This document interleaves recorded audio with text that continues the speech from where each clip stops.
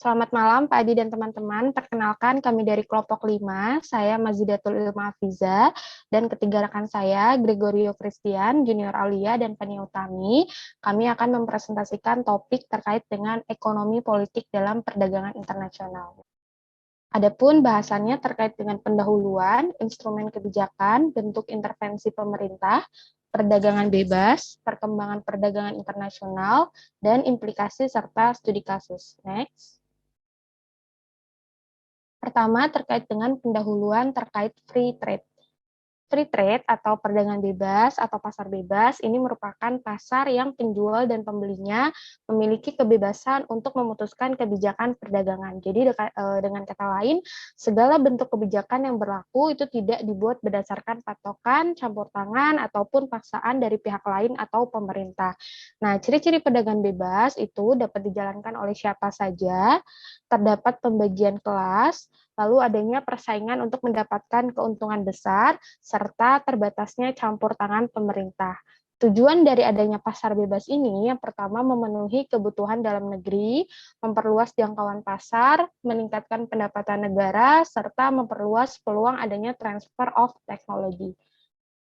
Yang kedua terkait dengan instrumen kebijakan. Terdapat 7 hal utama dalam instrumen kebijakan perdagangan, yaitu tarif, subsidi, kuota impor, pembatasan ekspor, local content requirements, kebijakan administrasi, serta biaya masuk anti-dumping. Next, kita bahas satu-satu. Yang pertama adalah tarif. Apa sih tarif? Tarif ini adalah pajak yang dikenakan atas barang-barang yang melewati batas suatu negara. Jadi apabila barangnya barang ekspor, maka disebut tarif ekspor, dan apabila barang impor, maka disebut tarif impor. Nah, tarif ini dibedakan menjadi 3 jenisnya. Yang pertama, tarif khusus, kedua, tarif ad valorem, dan yang ketiga, tarif kombinasi. Tarif khusus ini sebagai biaya tetap untuk setiap unit barang yang diimpor. Contohnya, tarif impor 1 unit televisi berukuran di atas 20 inci itu adalah 100.000, maka tarif impornya sebesar 100.000. Yang kedua, tarif ad valorem ini sebagai proporsi dari nilai barang yang diimpor. Contoh, tarif impor 1 unit mobil sebesar 100% dari harga mobilnya. Misalkan harga mobilnya itu 300 juta, maka tarif impornya itu sebesar 300 juta. Yang ketiga adalah tarif kombinasi. Ini merupakan kombinasi tarif khusus dan ad valorem. Contohnya tarif impor gandum per karung itu adalah 15% dari harga per karung ditambah dengan 10.000 per karungnya. Nah, apa sih efek tarif bagi perekonomian nasional? Jadi tarif khususnya tarif impor itu tentu akan mempengaruhi produsen, konsumen, dan pemerintah dalam negeri. Pengenaan tarif impor ini akan meningkatkan kemampuan bersaing bagi produsen dalam negeri yang memproduksi produk sejenis dengan barang yang diimpor. Tetapi si konsumen dalam negeri ini akan dirugikan karena mereka harus membayar lebih tinggi dari harga sebelum adanya tarif. Nah, bagi pemerintah, tarif impor ini akan menaikkan pendapatan negara. Karena apa? Karena pajak merupakan salah satu komponen pendapatan negara. Kedua, terkait dengan subsidi. Subsidi ini apa? Ini adalah pembayaran pemerintah kepada produsen dalam negeri. Nah, tujuannya untuk apa? Ada 2. Yang pertama, bersaing melawan impor asing berbiaya rendah, dan yang kedua, itu mendapatkan pasar ekspor. Kenapa bisa gitu? Karena pemberian subsidi ini akan menyebabkan biaya produksi itu menjadi lebih rendah, sehingga jumlah yang diproduksi oleh si produsen itu akan menjadi lebih banyak dan pada gilirannya akan mengurangi ketergantungan terhadap barang impor. Nah, dalam hal pemberian subsidi pada perusahaan yang orientasinya itu ke ekspor, maka si subsidi ini akan mendorong produsen untuk memproduksi lebih banyak sehingga mampu mengekspor lebih banyak pula. Nah, jenis-jenis subsidinya itu apa sih yang biasanya diberikan oleh pemerintah? Itu biasanya berupa modal, keahlian, mesin-mesin, peralatan, keringanan pajak, pengembalian pajak, fasilitas kredit, dan subsidi harga. Yang ketiga dan yang keempat, ini terkait dengan kuota impor serta pembatasan ekspor. Kuota impor ini adalah batas maksimum jumlah barang impor yang diizinkan untuk melewati batas suatu negara. Efek dari pengenaan kuota impor ini bagi ekonomi dalam negeri itu sama kayak tarif impor. Jadi karena barang impor yang diizinkan masuk itu dibatasi, maka harga barang tersebut akan naik dan produksi dalam negeri tersebut juga akan naik. Akibatnya, konsumen akan mengurangi jumlah yang diminta dan produsen menambah jumlah yang ditawarkan. Nah, untuk keuntungan dari pemerintah sendiri, pemerintah ini akan mendapatkan fee atas lisensi kuota yang diberikan kepada importir. Bentuk lain dari pembatasan impor ini adalah voluntary export restraint atau pengekangan sukarela atau kesepakatan pengendalian sukarela. Ini adalah pembatasan perdagangan yang dikenakan oleh si pihak negara pengekspor dan bukan pengimpor.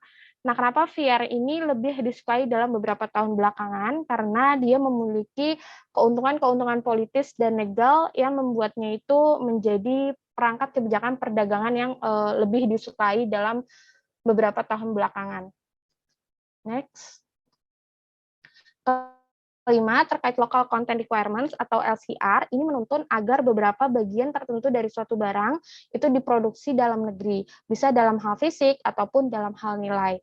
Nah, persyaratan konten lokal ini menguntungkan produsen dan pekerjaan dalam negeri, tetapi konsumen akan menghadapi harga yang lebih tinggi. Yang keenam, kebijakan administratif ini merupakan birokrasi yang dirancang untuk mempersulit impor masuk ke suatu negara. Kebijakan ini akan merugikan konsumen dengan menolak akses ke produk luar negeri yang mungkin lebih unggul.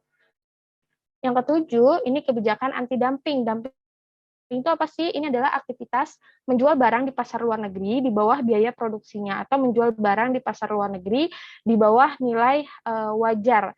Tujuan dari kebijakan anti-dumping ini oleh pemerintah itu untuk melindungi produsen dalam negeri dari persaingan asing yang tidak sehat. Untuk penjelasan selanjutnya akan disampaikan oleh Fania. Baik, untuk selanjutnya saya akan menjelaskan terkait dari bentuk intervensi pemerintah. Nah, sebelum kita masuk ke dalam argumen-argumen apa saja dalam membentuk sebuah intervensi pemerintah, kita perlu mengetahui terlebih dahulu intervensi pemerintah sebenarnya apa. Intervensi pemerintah atau government intervention itu merujuk pada tindakan disengaja oleh pemerintah untuk bisa mempengaruhi alokasi sumber daya dan mekanisme dari pasar. Nah, itu bisa diambil berdasarkan beragam bentuk mulai dari peraturan, pajak, subsidi, hingga kebijakan moneter dan fiskal. Nah, selanjutnya kita perlu mengetahui argumen apa saja untuk membuat dari intervensi pemerintah tersebut. Nah, itu dibagi menjadi dua, pandangan jadi dua, yaitu ada argumen berdasarkan politik dan argumen berdasarkan ekonomi. Nah, untuk argumen politik ini ada 6, di mana yang pertama itu ada protecting jobs and industry, lalu ada national security, retaliation, protection consumer, triggering foreign policy, objective, dan protecting human rights. Lalu kalau economic argument itu terdapat ada dua, the industry argument dan strategic trade policy. Next. Nah, untuk yang pertama saya akan menjelaskan terkait political argument atau argumen politik, di mana yang pertama di sini terdapat protecting jobs and industry atau melindungi pekerjaan dan industri. Kita bisa mengambil contoh di mana Presiden AS George Bush ini memberlakukan tarif pada impor baja asing di bulan Maret tahun 2002. Nah, motif dari Presiden tersebut melakukan tarif ialah untuk melindungi pekerjaan petani Eropa yang secara politik kuat gitu untuk membatasi impor dan menjamin harga. Nah, di sini itu dimaksudkan bahwa Presiden berusaha untuk melindungi pekerjaan dari petani tersebut, didukung dari kebijakan pertanian bersama atau CAP yang dibentuk oleh Uni Eropa. Lalu masuk pada national security atau keamanan nasional, yang dimana negara berpendapat bahwa perlu bahwa pemerintah melindungi industri yang berperan penting dan mendapat perhatian, khususnya contohnya kayak dirgantara, elektronik yang berbentuk elektronik canggih dan semikonduktor. Nah, mengapa seperti itu? Kita bisa ambil contoh misalkan kayak semikonduktor semikonduktor AS, di mana dia merupakan komponen penting dalam sebuah pertahanan negara itulah, atau pertahanan individu di masyarakat di negara tersebut. Nah, apabila misalkan mengambil dari produsen asing, itu bisa menggambarkan ada kemungkinan bahaya gitu kalau misalkan dari produsen asing. Makanya kenapa alat pertahanan tersebut kalau bisa itu harus dari negeri sendiri saja gitu. Lalu masuk pada retaliation atau pembahasan di mana beberapa pendapat pemerintah itu harus menggunakan ancaman untuk campur tangan dalam kebijakan perdagangan sebagai sebuah bentuk alat tawar menawar dalam membantu mereka untuk membuka sebuah pasar di luar negeri. Nah, di sini tuh mereka berusaha untuk memaksa mitra dagangnya untuk bisa bermain secara aturan gitu. Nah, contohnya pemerintah Amerika Serikat itu menggunakan sebuah ancaman sanksi perdagangan yang bersifat menghukum untuk mencoba membuat China itu menegakkan undang-undang atas kekayaan intelektualnya. Nah, salah satu contohnya ya karena lemahnya hukum itu ya membuat China itu terus menerus melakukan pelanggaran hak cipta gitu besar-besaran. Karena di sini salah satu contohnya adalah Microsoft itu telah merugi sebesar ratusan juta rupiah, ratusan juta dolar per tahun dalam pendapatan penjualan yang hilang itu aja. Nah, selanjutnya protecting consumer atau melindungi konsumen. Nah, ini pemerintah berusaha untuk selalu membuat sebuah peraturan untuk selalu melindungi konsumen dari produk-produk yang tidak aman. Nah, sebagai contoh, misalnya pada tahun 2003 di mana beberapa negara, termasuk Jepang dan Korea Selatan, memutuskan untuk melarang impor daging sapi Amerika setelah mengetahui bahwa ada salah satu kasus terkait penyakit sapi gila ditemukan di negara bagian Washington. Nah, larangan itu dibuat untuk melindungi konsumen-konsumen Jepang maupun Korea agar tidak menggunakan atau mengkonsumsi daging tersebut dan produk tersebut tidak aman. Nah, setelah 2 tahun baru kedua negara tersebut mencoba untuk mencabut larangan dikarenakan Amerika tersebut sudah memerlukan persyaratan yang lebih ketat dalam impor daging AS tersebut dengan cara untuk mengurangi risiko pengimporan daging itu dan lebih strict kembali gitu dalam memperhatikan kualitas dari daging sapi sendiri seperti itu. Lalu masuk ke jenis foreign policy objektif atau melanjutkan tujuan kebijakan luar negeri di mana pemerintah terkadang menggunakan kebijakan perdagangan untuk mendukung kebijakan luar negeri mereka. Nah, pemerintah dapat memberikan persyaratan perdagangan secara pilihan ke negara yang ingin mereka bangun dengan hubungan yang lebih kuat. Nah, kebijakan perdagangan juga telah digunakan beberapa kali khususnya untuk menekan atau menghukum negara-negara yang atau oknum-oknum negara yang berusaha untuk tidak mematuhi hukum atau norma internasional. Lalu yang terakhir itu protecting human rights atau melindungi hak asasi manusia, di mana merupakan elemen penting dari kebijakan luar negeri bagi banyak negara demokrasi. Nah, pemerintah terkadang menggunakan kebijakan perdagangan untuk mencoba memperbaiki kebijakan hak asasi manusia di negara dagang. Nah, contohnya ada debat tahunan yang Amerika Serikat mengenai apakah akan memberikan status negara yang paling disukai atau MFN atau Most Favored Nation ke China. Nah, kita perlu mengetahui nih, MFN ini sebenarnya apa sih? Most Favored Nation. MFN ini adalah suatu asas yang mengatur jalannya perdagangan dengan menggunakan asas non-diskriminasi, yakni tidak boleh membeda-bedakan antara satu negara anggota GATT atau WTO atau WTO dan anggota lainnya. Nah, para anggota tersebut tidak boleh membeda-bedakan antara anggota yang satu dengan anggota lainnya atau tidak boleh memberikan kemudahan hanya kepada satu anggota saja tanpa pengakuan yang sama dengan anggota yang lainnya, baik itu berkaitan tarif ataupun perdagangan. Nah, status MFN ini memungkinkan negara untuk mengekspor barang ke Amerika Serikat dengan persyaratan yang menguntungkan. Nah, apabila kalau misalkan di bawah dari aturan MFN itu, rata-rata barang Cina yang diimpor ke Amerika Serikat hanya ditarifkan sebesar 8%. Namun jika status MSN itu dicabut, itu bisa naik tarifnya jadi 40%. Cina ini diberi kemudahan atau diberi hak gitu oleh Amerika Serikat gitu dengan status MSN ini. Masuk kepada argumen ekonomi, di mana ada dua, yaitu ada yang pertama the inside industry argument, merupakan alasan ekonomi tentang perlunya ada proteksionisme atau perlindungan perdagangan. Nah, ide dari argumen ini adalah bahwa industri baru itu tuh rentan banget terhadap kompetitif atau kompetitor ya gitu, pesaing.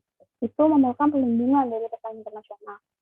Mereka itu memerlukan perlindungan dari baik dari pemerintah, dari pesaing-pesaing internasional gitu. Sampai mereka bisa menjadi dewasa, stabil, dan memiliki daya saing yang lebih kuat dalam menghadapi kompetitor tersebut gitu. Nah, namun ada dua alasan utama nih kenapa ekonomi itu tidak menyetujui dengan keputusan argumen tersebut. Nah, yang pertama terkait dengan perlindungan manufaktur dari persaingan asing itu tidak ada gunanya, kecuali perlindungan itu bisa membuat industri tersebut menjadi lebih efisien. Walaupun misalkan menghasilkan keuntungan besar, tapi biaya untuk baik produksi dan lain-lain tuh sebisa mungkin tidak boros gitu. Nah, di sini posisinya dia belum bisa untuk menjadi lebih efisien gitu. Nah, lalu ada argumen industri bayi atau the infant industry ini tuh bergantung pada asumsi bahwa perusahaan tidak dapat melakukan investasi jangka panjang yang efisien dengan meminjam uang dari pasar modal domestik maupun internasional. Lalu yang kedua ada strategi policy atau kebijakan perdagangan strategi. Nah, argumen ini memiliki dua komponen. Yang pertama, pemerintah dapat membantu dalam meningkatkan pendapatan nasional jika memastikan bahwa perusahaan itu memperoleh keuntungan penggerak pertama dalam suatu industri. Nah, di sini tuh penggerak pertama itu harus perusahaan domestik daripada bukan perusahaan asing gitu. Jadi menurut argumen di kebijakan perdagangan strategis ini, pemerintah harus bisa menggunakan subsidi untuk mendukung perusahaan untuk lebih menjanjikan gitu, yang aktif di industri yang baru muncul tersebut. Gitu. Lalu komponen kedua, mungkin dengan membayar pemerintah itu untuk campur tangan, untuk membantu dalam industri itu dengan membantu perusahaan domestik mengatasi hambatan masuk yang diciptakan oleh perusahaan asing yang telah menuai keuntungan penggerak pertama. Seperti itu.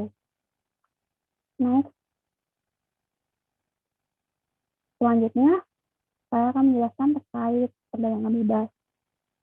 Nah, di sini ada kasus revisi tulisannya dari hasil yang saya telah baca itu ada kasus revisi untuk perdagangan bebas. Yang pertama terkait dengan retaliation and trade war atau pembalasan dan perang dagang, di mana ada salah satu pendapat dari Krugman ini bahwa kebijakan perdagangan strategis itu mempunyai tujuan dalam membangun perusahaan untuk meningkatkan pendapatan nasional, namun dengan pengorbanan negara lain.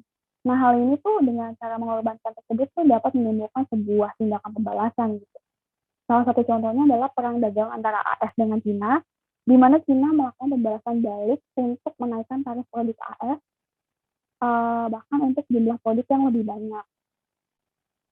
Karena atas tidak terimanya Cina terhadap perlakuan AS yang semena-mena gitu. Nah, lalu ada domestic policy, di mana pemerintah tidak selalu bertindak demi kepentingan nasional ketika pemerintah campur tangan dalam bidang perekonomian. Nah, namun kelompok kepentingan politik ini yang penting ini sering mempengaruhi pemerintah dalam pengambilan keputusan dan yang lainnya.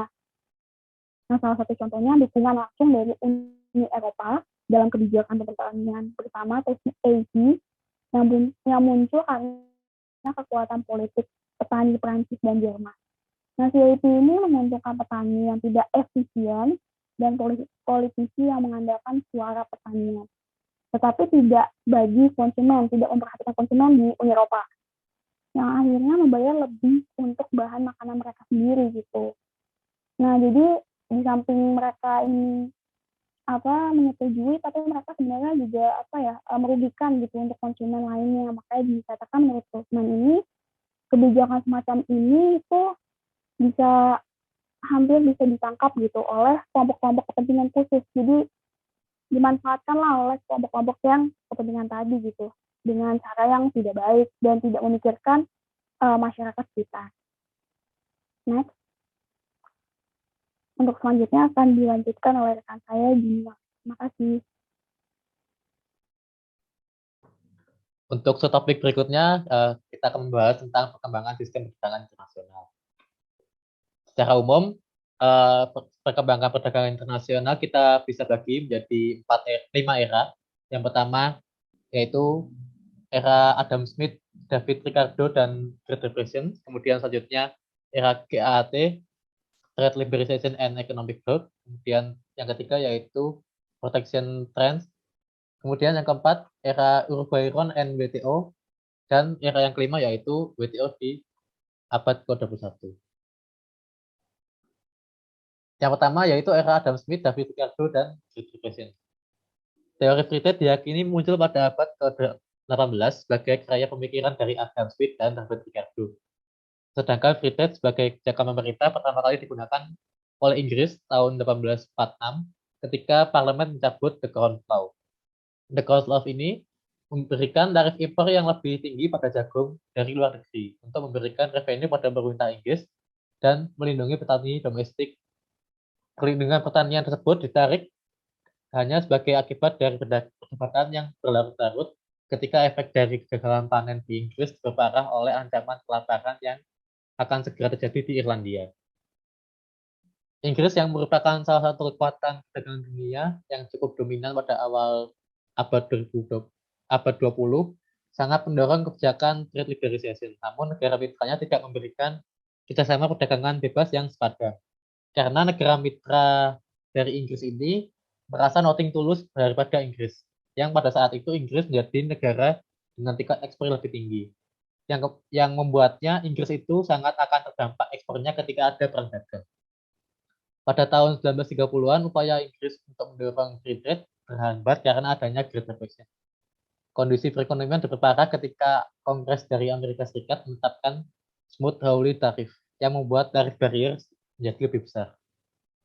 Smoot-Hawley Tariff pada akhirnya membahayakan lapangan kerja dari luar negeri dan menurunkan ekspor AS karena negara mitranya bereaksi dengan membuat tarif barriernya masing-masing. Ini bisa dilihat bahwa Smoot-Hawley Tariff ini memberikan efek buruk pada Amerika Serikat yang ekuitasnya itu menjadi lebih buruk. Adapun Smoot-Hawley Tariff ini adalah kebijakan untuk mengurangi pengangguran dengan cara melindungi industri domestik dan mengalihkan permintaan konsumen dari produk asing. Selanjutnya era kedua yaitu era GATT, Great Liberalization and Economic Growth. Setelah adanya Great Depression, ketertarikan Amerika Serikat pada free trade semakin meningkat. Yang selanjutnya memunculkan organisasi baru bernama General Agreement on Tariff and Trade yang biasa disingkat sebagai GATT pada tahun 1947. GATT dibentuk dalam rangka meliberalisasi perdagangan dengan cara menghapus tarif, subsidi, kuota impor, dan semacamnya. GATT berkembang dari yang beranggota dari 19 negara menjadi 120 negara. Sampai akhirnya GATT digantikan oleh WTO. GATT melakukan liberalisasi perdagangan dengan mereduksi tarif dalam 8 tahapan. Upaya GATT diklaim berdampak terhadap perdagangan dan perekonomian internasional. Usaha GATT dalam membebaskan restriksi perdagangan dilakukan secara bertahap. Dengan berbagai kebijakannya, GATT bisa memberikan pressure yang cukup signifikan sehingga membuat negara anggotanya bisa mengubah kebijakan perdagangannya. Karena dengan disertai oleh adanya ancaman untuk dikeluarkan dari keanggotaan GATT. Upaya positif GATT membuahkan hasil yang dapat dilihat dari rata-rata tarif perdagangan negara yang turun sekitar 90% di Amerika Serikat dari rentang tahun 1947 sampai 1979. Perdagangan internasional dan pendapatan dunia juga bertumbuh positif dari 1953 sampai 1973 dengan rata-rata pertumbuhan sekitar 6-7% dan 4-5%. Kemudian yang era berikutnya yaitu era tren proteksionis. Proteksionisme adalah kebijakan yang diambil pemerintah suatu negara yang mengarah pada perlindungan ekonomi yang mengetatkan perdagangan atau membatasi persaingan dengan negara-negara lain melalui cara-cara pembatasan arus ekspor dan impor barang dan jasa seperti tarif barang, batas kuota, dan sebagainya. Pada tahun 1980, sistem perdagangan internasional yang dibangun oleh KTT berada dalam tekanan akibat meningkatnya aksi proteksionisme yang dilatar belakangi oleh yang pertama yaitu keberhasilan ekonomi dan adanya pembatasan administrasi impor dan investasi luar negeri oleh Jepang. Pada saat GATT terbentuk, Jepang saat itu sedang berjuang pulih dari sisa perang. Namun setelah beberapa dekade berjalan, ekonomi Jepang mulai pulih dan industri Jepang sangat sukses, utamanya di bidang otomotif dan semikonduktor. Sehingga berdampak pada sistem perdagangan dunia. Di Jepang sendiri juga menerapkan pembatasan untuk impor dan FDI atau Foreign Direct Investment. Kemudian yang kedua yaitu perdagangan AS yang terus-menerus mengalami defisit, sehingga ada dorongan bagi Amerika Serikat untuk melakukan proteksi atas impor. Dampak defisit perdagangan Amerika yang salah satunya juga karena berkembangnya industri dari Jepang, membuat Amerika harus menerapkan kebijakan proteksi supaya pengangguran di Amerika Serikat tidak semakin meninggi.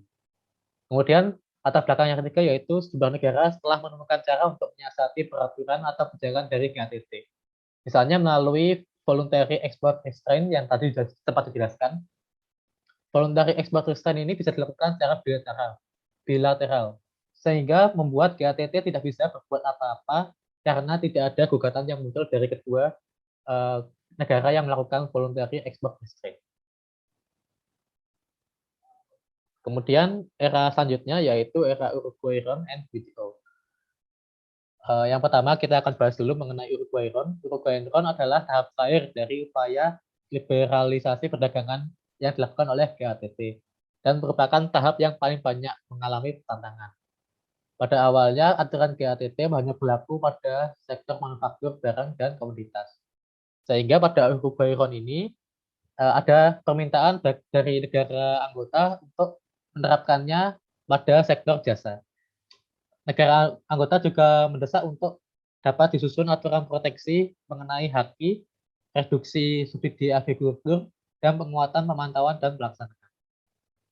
Kemudian GATT digantikan oleh WTO yang dibentuk untuk memayungi dua badan baru yang akan menangani kebijakan di sektor jasa dan sektor pelindungan haki. WTO akan mengambil tanggung jawab untuk menengahi perselisihan perdagangan dan memantau kebijakan perdagangan negara anggota. Dalam perselisihan perdagangan, setiap tahap prosedur tunduk pada batas waktu dan mekanisme yang lebih ketat, sehingga bisa kita katakan bahwa WTO mempunyai power yang lebih kuat daripada GATT. Selanjutnya, bagaimana keadaan WTO di abad 21 ini? Hingga tahun 2016, anggota WTO memiliki 164 anggota dan 25 observer government. Anggota WTO bisa merepresentasikan 96,4% perdagangan global dan 96,7% global GDP. WTO sejak kemunculannya telah menjadi garda terdepan dalam mendorong global free trade, didukung oleh kebijakan yang lebih efektif daripada era GATT. Besar harapan bahwa WTO dapat menjadi advokat dan fasilitator yang efektif dalam menangani kesepakatan perdagangan di masa depan. Selanjutnya, kita akan bahas bagaimana peran WTO sebagai polisi global di bidang perdagangan bebas dunia. Dekade pertama WTO mengklaim bahwa kebijakan dan mekanisme penegakannya memiliki dampak positif. Dari rentang tahun 1995 sampai 2009, ada 370 konflik dagang yang dibawa ke WTO dan berhasil ditangani oleh WTO. Padahal, sebagai perbandingan, GATT hanya berhasil menangani 196 kasus dalam 50 tahun. Pada era ini, banyak negara anggota yang terlibat mengikuti kebijakan-kebijakan dan rekomendasi-rekomendasi yang diberikan oleh WTO. Banyaknya negara yang mengikuti kebijakan WTO menandakan bahwa negara anggota WTO menaruh kepercayaan yang besar pada WTO dalam menyelesaikan sengketa atau konflik perdagangan dunia. Berikut adalah figur bagaimana peta dunia yang menandakan keanggotaan WTO. Terlihat bahwa anggota WTO sangat banyak, hampir tersebar di semua benua, dan untuk negara yang berwarna kuning itu adalah observer government. Kemudian WTO di era abad 21 ini ingin memperluas perjanjian dagang pada sektor telekomunikasi dan jasa keuangan. Pada tahun 1997, WTO sempat membuat kesepakatan pada 68 negara yang mencakup 90% penghasilan telekomunikasi di dunia untuk membuka pasar telekomunikasi mereka pada kompetisi global. WTO juga menerbitkan perjanjian liberalisasi cross-border trade di jasa keuangan yang mencakup 95% porsi pasar keuangan dunia. Perjanjian tersebut selanjutnya diikuti dengan kebijakan terkait FDI di dua sektor yang dimaksud tadi. Kemudian tahun 1999 ada momen penting WTO ketika mengadakan pertemuan di Seattle, Amerika Serikat. Pada pertemuan itu, WTO membahas Millennium Round dalam rangka meliberalisasi cross-border trade dan investment untuk membawa ke tingkat yang lebih jauh. Namun pertemuan tersebut tidak menghasilkan kata sepakat. Pertemuan tersebut membahas tentang Seattle Round yang ditujukan untuk bagaimana kebijakan reduksi barrier cross trade di barang-barang agrikultur dan investasi di bidang jasa. Namun pertemuan tersebut menarik atensi yang cukup banyak dari pihak pers, pegiat lingkungan, HAM, dan serikat pekerja, sehingga terjadi demonstrasi besar-besaran untuk menolak global kapitalisme. Demonstrasi berlangsung cukup besar dan cukup parah di kota Seattle, yang biasanya Seattle ini tergolong cukup damai dan tenang. Demonstrasi sampai merusak properti dan gedung, sampai polisi harus membubarkan secara paksa dan memberikan penanganan yang cukup agresif. Tercatat ada 600 demonstrator yang ditahan oleh polisi dan total kerugian properti mencapai jutaan dolar. Demonstrasi di Seattle membuka mata pihak-pihak menjadi lebih luas dengan memandang free trade dari segala aspek. Tidak hanya dari segi politik, ekonomi, dan bisnis saja, namun juga tentang HAM, lingkungan, dan pekerjaan. Kinerja pengembangan free trade kini harus bergantung bagaimana isu-isu tersebut dapat ditangani oleh negara anggota dari WTO. Masa depan WTO setidaknya menghadapi beberapa tantangan yang harus dibahas segera bagaimana penanganannya. Yang pertama yaitu meningkatnya aksi anti-dumping. Yang kedua, tingginya proteksionisme di bidang agrikultur. Yang ketiga, lemahnya perlindungan terhadap haki. Yang keempat, tingginya tarif harga pada barang atau jasa non-agrikultur. Kemudian, masa depan WTO juga akan membahas adanya New Doha Round. Setelah gagal mencapai kesepakatan di Seattle pada tahun 1999, WTO mengadakan pertemuan kembali di Doha tahun 2001 dengan membahas isu yang tadi sudah disebutkan sebelumnya. Setelah beberapa kali pertemuan, kerangka kesepakatan dari agenda Doha disepakati bersama pada tahun 2004 dan dikembangkan kembali pada pertemuan di Hong Kong 2005. Dampak positif baru terlihat di tahun 2013 melalui adanya Bali Package yang berisi prioritas dalam Doha Round dengan tujuan utama untuk streamlining trade. Dengan streamlining trade, Bali Package memberikan negara-negara berkembang lebih banyak pilihan dalam mencapai ketahanan pangan. Di sisi lain, Bali Package juga mendorong kemajuan perdagangan internasional bagi negara belakang secara khusus dan bagi dunia secara umum. Adanya Bali Package menarik perhatian negara anggota WTO untuk segera berdiskusi untuk mengatasi isu-isu yang lebih luas dari Doha Round. Namun dalam perkembangannya masih dijumpai beberapa hambatan dan target yang meleset dari yang ditentukan sebelumnya. Misalnya pertemuan WTO di Meksiko tahun 2003 tidak banyak menghasilkan output karena tidak tercapainya kesepakatan di antara negara anggota. sampai 2004, pertengahan 2004, diskusi dibuka kembali dengan Amerika Serikat dan Uni Eropa menyetujui adanya pengurangan tarif di produk agrikultur. Setelah itu, progres yang dihasilkan dari pertemuan-pertemuan WTO tidak terlalu banyak atau tidak terlalu signifikan, karena terhalang adanya perbedaan pendapat dari negara anggota mengenai seberapa dalam pemotongan subsidi di bidang agrikultur. Untuk topik berikutnya akan dijelaskan oleh rekan saya, Mas Gregory. Oke, terima kasih Mas Junior. Selanjutnya saya akan menjelaskan dan memaparkan bagaimana terkait dengan implikasi bagi manajemen. Oke, tadi sebelumnya kita sudah mendengar terlalu banyak isu terkait dengan perdagangan, mulai dengan penerapan tarif, kuota, proteksionisme, adanya GATT dan WTO. Nah, lalu yang menjadi pertanyaan kepada manajemen yang ada pada perusahaan multinasional company, bagaimana implikasinya terkait dengan perdagangan internasional kepada praktik bisnis mereka? Dan selanjutnya, bagaimana manajer internasional itu harus memperhatikan political ekonomi terkait dengan perdagangan bebas maupun terkait dengan proteksionisme. Ada dua terkait itu. Yang pertama adalah impact-nya terhadap dengan hambatan perdagangan atau trade barrier yang akan berdampak kepada strategi perusahaan. Yang kedua adalah role-nya business firm, yaitu contohnya untuk perusahaan-perusahaan yang besar yang bisa memaksa negara untuk bisa mempromot free trade ataupun trade barrier.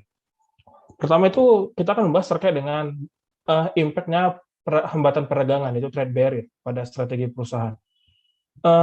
Secara umum, teori pertama dari perdagangan bebas adalah perusahaan akan menciptakan aktivitas produksi di berbagai negara dengan tujuan satu, yaitu untuk menciptakan efisiensi. Nah, dengan dilakukannya aktivitas di berbagai negara, tentunya perusahaan akan menciptakan supply chain yang besar gitu. Nah, supply chain yang akan berbeda-beda di tiap negara itu punya ketika negara menerapkan atau negara pasar atau tujuan pasar kita itu menerapkan trade barrier. Pertama, soal dengan tarif. Nah, tarif ini tentunya akan meningkatkan biaya ekspor dari negara yang kita tuju. Yang kedua adalah kuota. Nah, kuota ini ngomongin keterbatasan produksi kita. Walaupun mungkin kita memproduksi 100, tapi ketika kuota impor itu dibatasin hanya 50, maka kita akan punya 50 produksi yang kosong. Nah, berikutnya adalah regulasi. Nah, regulasi ini tentu pemerintah akan menciptakan banyak hal regulasi yang untuk memaksa perusahaan-perusahaan yang melakukan ekspor ke negara yang dituju, atau dalam hal sudut pandang kita adalah yang melakukan impor, itu untuk mengikuti regulasi kita. Nah, pada dasarnya ketiga trade barrier ini tujuannya satu, yaitu untuk menyelamatkan indigenous company, yaitu perusahaan pribumi atau perusahaan bumi putra. Dan yang kedua adalah untuk menciptakan harga dari perusahaan multinasional company itu semakin mahal, sehingga terjadi competitiveness harga gitu di pasar. Nah, yang kedua itu adalah pengaruh dari perusahaan itu untuk mempromosikan free trade dan hambatan atau trade barrier. Nah, bayangkan kalau misalnya Indonesia di tahun 2021 jika APBN sebesar hampir kurang lebih 2.000 triliun kita konversi ke dalam bentuk US dollar, itu kurang lebih sekitar 180. Nah, untuk perusahaan skala raksasa seperti Toyota di tahun 2008-2009, mereka itu punya sales itu sekitar 230 billion US dollar, yang artinya itu lebih besar 50 billion US dollar bandingkan pendapatan negara kita saat ini. Nah, oleh sebab itu pada awal-awal tahun 2000, Jepang itu menerapkan dumping, yaitu untuk menciptakan share market yang lebih besar ke negara-negara di luar Jepang, dengan memaksa harga di negara Jepang itu lebih mahal dibandingkan harga pangsa pasar yang dituju.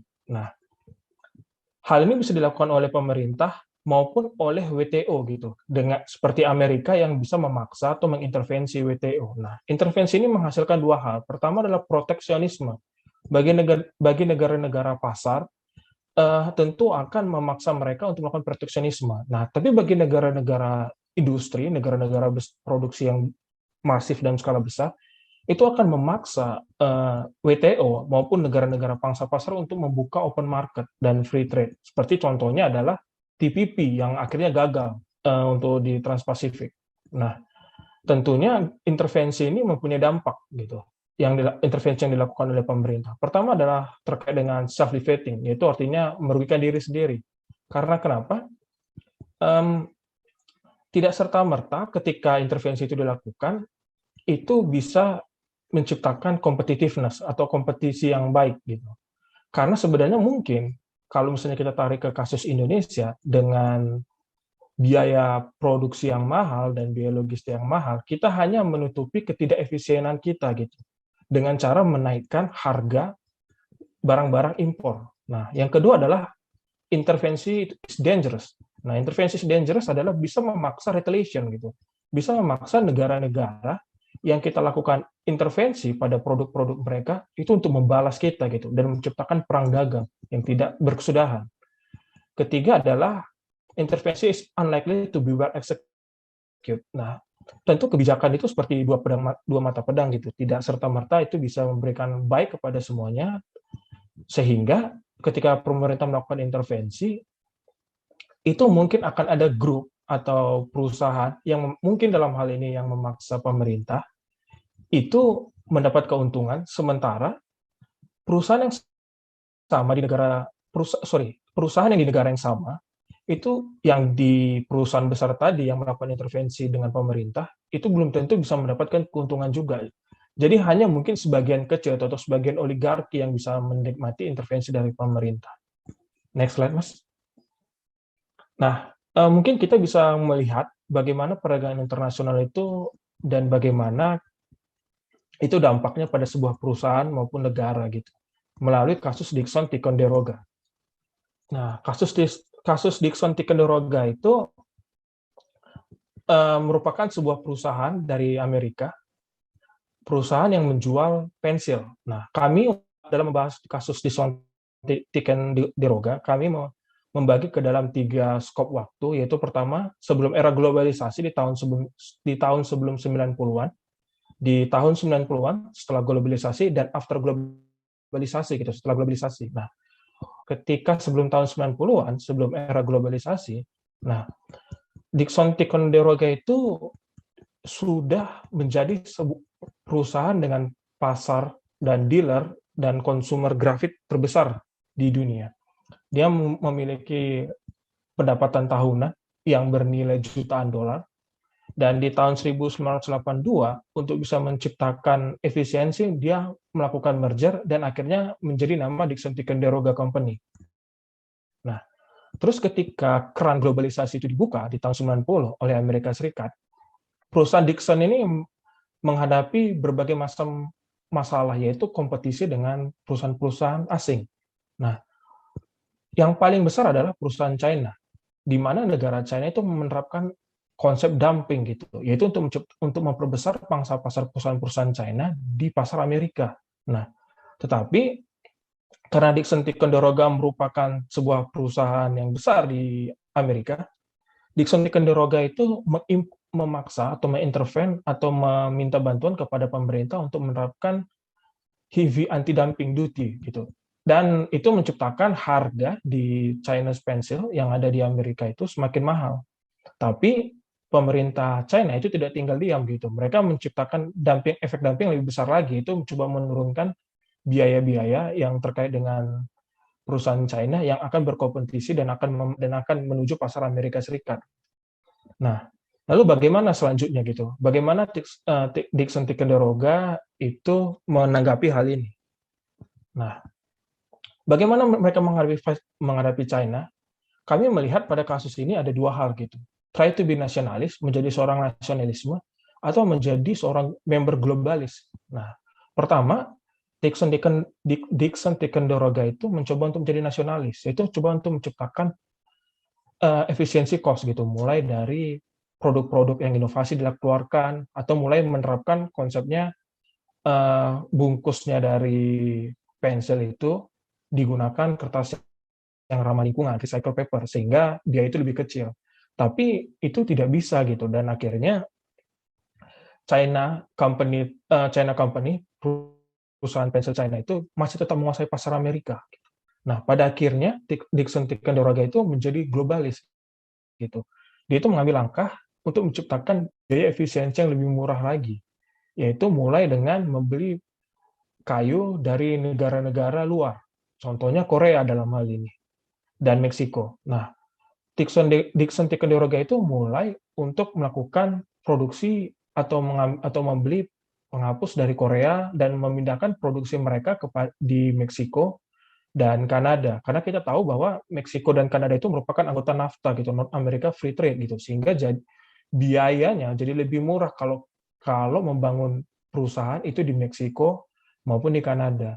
Dan yang menjadi ironinya adalah Dickson Ticonderoga itu bahkan tidak mempunyai perusahaan atau pabrik besar di Amerika Serikat sendiri sebagai negara originnya. Nah, inilah alternatif yang dilakukan oleh Dickson Ticonderoga dalam menghadapi China. Kami mungkin memikirkan gitu beberapa alternatif gitu atau alternatif lain gitu. Mungkin pemerintah Amerika itu bisa menerapkan duty yang lebih besar lagi kepada perusahaan China, atau mungkin bisa menerapkan restriction regulation gitu, atau perbatasan regulasi terkait dengan barang-barang China, dalam hal ini pensil. Atau mungkin Dickson Ticonderoga itu bisa mengakuisisi gitu perusahaan China gitu. Atau mungkin negara Amerika itu bisa memaksa China untuk menuju pada perang dagang. Dan terakhir adalah katanya kalau misalnya perdagangan itu tidak bisa dilakukan, maka jalan akhirnya adalah perang gitu. Sekian gitu terkait dengan presentasi kelompok kami terkait bagaimana memahami perdagangan internasional. Selamat malam, terima kasih.